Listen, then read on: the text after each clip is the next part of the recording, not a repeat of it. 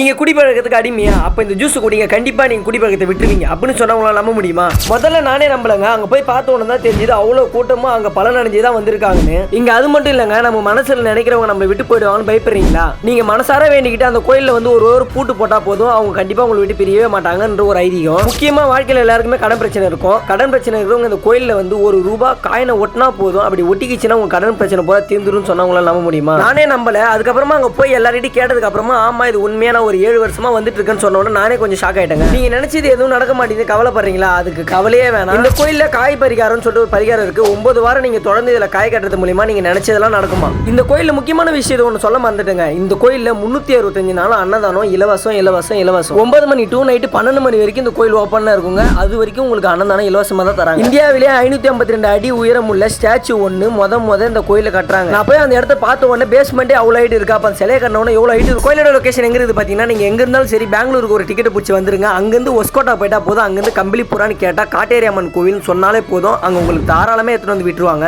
ஏன்னா இங்க bus free, அதனால நீங்க யாருக்கும் காசு தரணும் அவசியமே இல்லை. நீங்க அந்த கோயில போயிட்டு கண்டிப்பா விசிட் பண்ணி பாருங்க.